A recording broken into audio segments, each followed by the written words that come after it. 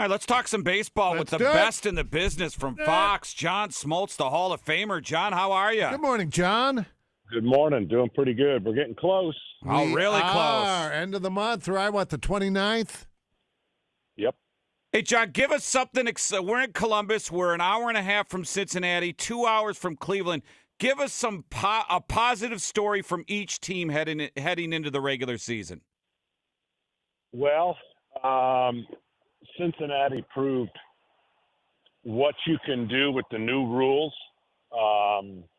They needed a little more pitching, which I think, a year later helps.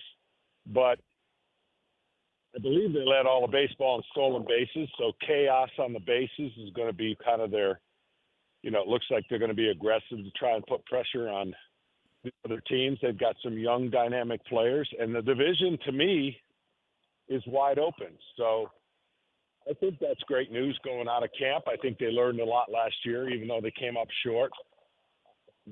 Cleveland has always found a way with their pitching to kind of hang in there. That division, of course, also kind of available for them. So I think, whenever you leave spring training, your team hears a speech and they either believe it right away or they're like, I don't know if we're there. And I think both teams have a sense that they could believe whatever their manager or organization's telling them moving forward, that they have a chance to compete and, hopefully in the playoffs. Hey, how hard is it, and you know this because Ellie De La Cruz, I watched, my wife is from Cincinnati, we watched the games, but at the end of the year, John, they started to figure him out, and the batting average and the stats started to dip. How hard is it for him to kind of, I don't know if the term is readjust, but kind of find that play that he had when he was called up? Well, it's a league of adjustments, and that's why it's so amazing to see the young players having impact as early as they are, but then they got to be able to adjust because the league's going to adjust to them. The balance, though, is actually pretty unique because the young pitching and the young hitters have to do the same thing. There's really less, veterans that are taking over the game where they really have a decided advantage because they've been there, done that. So it's a pretty good balance. And I think you're seeing that the numbers are kind of working themselves out. And I think he'll have to come into spring training, which I'm sure he has, and make those necessary adjustments because the league does it. Once the information, the analytics, I know there's still some scouting, even though people have tried to eliminate it. You've got to be able to adjust. And these young players are doing it really at an incredible rate. And, John, you'll appreciate this. I know I'm a Tigers fan, and, boy, you look at that young Torkelson, Riley Green, Parker Meadows, now this Colt Keith.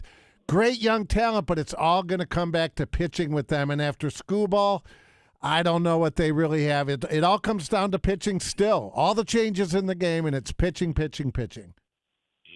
I said it 10 years ago. Yep. That they were going to try to do some things to navigate around the starting pitching. I thought they made mistakes then. They're making mistakes now. Maybe they're coming around to it. But you know what everybody needs come playoffs? They need starting pitching. You know what everybody's trying to do is not let the starting pitcher go by, the hitter twice. Those things have to change long term for the game to survive. It used to be, again, when I was 100 years ago, you'd pick up the paper and go, oh, this guy's pitching against that guy. Now, I know that's not popular anymore, and we use 11 to 12 pitchers a game. But the teams that are standing at the end, the teams that win, are the teams that have three hot starters, three hot relievers. And the game, no matter how many changes it goes through, is still going to go through the starting pitching.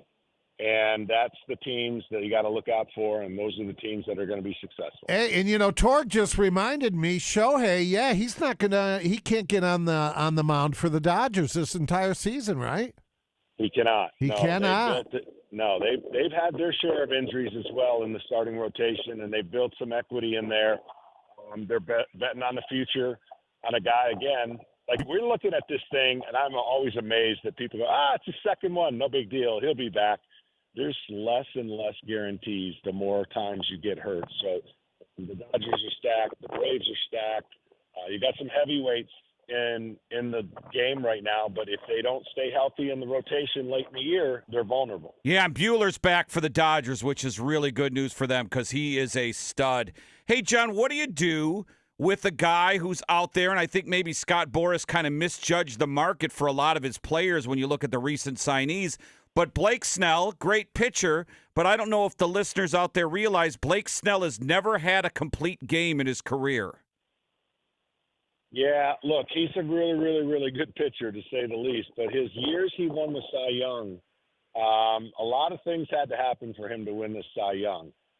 It's an interesting case, and I think that your assessment is right. When you're talking that length of deal and you're talking about a guy that almost never pitches more than 180 innings, that's a tough thing to depend on, to think he's going to turn the corner and all of a sudden pitch 200, 210 innings.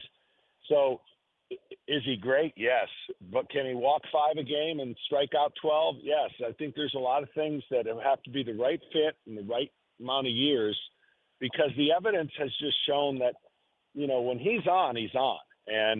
But when he can get off a little bit, it shortens. You need a guy like that.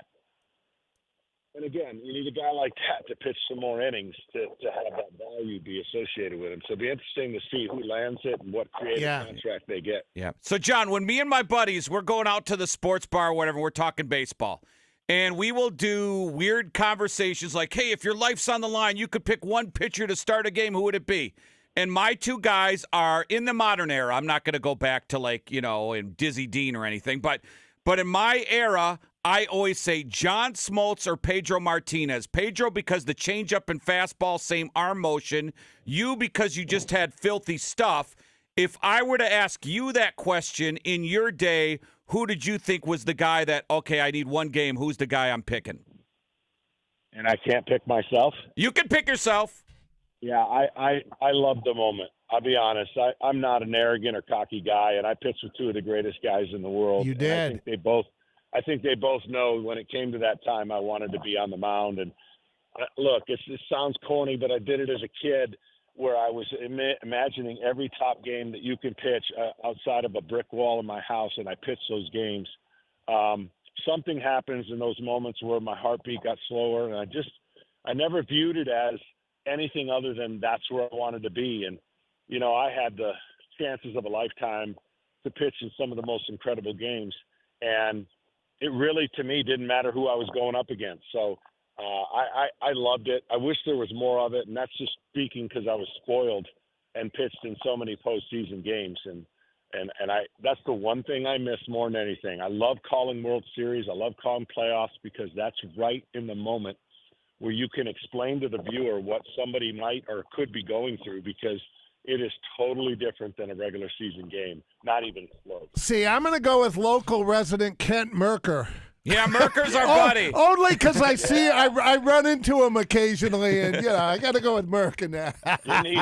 Didn't he strike out like 20 guys or 21 guys in high school? Yeah, he did. School record is hey, John, I talk to Merk almost every day. Merk will tell you that Tony Gwynn had a below-average batting average against him. Yeah, listen, Merk is, of all of us, the only one that threw a no-hitter. He's a phenomenal athlete. You don't want to play him in pickleball, tennis. Right. Yeah, we now that I've had my hips replaced, I'm going to be playing pickleball at some point. I'll never get to his level, but he was so much fun to be a teammate, and obviously a tremendous. He stayed healthy and pitched, and that's what our reward system was then. We got paid on being helped by pitching. Yeah, right. And you know what, John? If you and I got to know him really well, if you didn't know he was an athlete, you wouldn't even know because he's just a dude. Yeah. No, he's and funny. Yes. What do you, John Smoltz? What could you hit the radar gun to? I saw a stat yesterday in 2009, some a ways, but not too far back, right? Bob Feller, at 91 years old, played in an old-timers game, and he was hitting over 70 throwing the ball. Could you could hit 80 today, right? No, man, my shoulder's shot. Oh, man. I'm okay. telling you, I got 2 grandsons and one more on the way, and I just want to be able to play catch with them. and I'm having a hard time doing that. No, I eked out everything you could eke out. I got 9 anchors in my right shoulder. I got 2 hips replaced. I'm just trying to finish well. Yeah. I'm playing basketball again, and I just want to get my golf game back to where it needs to be. Well, because you were a great golfer. Yeah, you were a great golfer. Well, I think you did. You were at Q School, weren't you, for the Champions Tour? I made it to the final stage, and the realization was, okay, that's going to be it for me. It was a great, great learning experience, and now I just would, if I qualify for something, I'll play, but I'm starting to train again and get in shape. I've had, like I said, too long away from the gym and too many my hips just didn't work for a long time. Well, we should mention, too, is you're one hell of a broadcaster. You take over for Tim McCarver, and you did great. So what Great. how did you prepare for that role? Because I'm not saying this because you're on, you are really good at it. Well, I appreciate it. And, as a broadcaster, especially with what I do, I kind of work just as hard as if I was playing and going to pitch against each team. I look at the information that's out there. I try to give the viewer something they would never possibly know. And I know the game's hard. I'm never going to come across thinking that the game's easy. And look, I know when a national broadcast comes in, the home audience or the fans of their team are used to their home broadcast. So we get accused a lot, which is actually funny. My skin's pretty thick, but they think you're rooting for the other team just because they're not used to the play-by-play guy calling a home run enthusiastically for, against your team. We don't have – when we come in, we're neutral. We come in, we do a game. And I kind of laugh now because when I did the Braves World Series against Houston, Braves fans, I guess, were all over me on not rooting hard enough for the Braves. Like, I don't root in the booth. My job is to kind of prepare and call the game. So it's a lot more work than people think. And I enjoy the game now, obviously, with the game moving a little bit, some action, some tremendous talent. Right. And, if I had one selfish desire, it was I want to see these young players play longer. I want to see them healthier. Yeah. I want to see the dynamic gifts that they've been given and the technology and training that exists. It's not matching the length of their career. And for that, I hate that part. Are you on the first tee or the putting green right now? I can hear the birds. I'm telling you, I'm outside. I'm seeing my mom. It's her birthday. It's in Michigan. It's a little colder than I thought. Yeah, that's right. You were Flat Rock? From Michigan, yeah. Taylor? Yeah, I'm a Livonia guy. Yeah, so it's a little colder than I thought, right. Walking out here, but it's fun to be back home and, get to see my mom. John, thanks so much, man. You're outstanding. Good luck this season, man. We love it. I appreciate it, guys. Talk soon.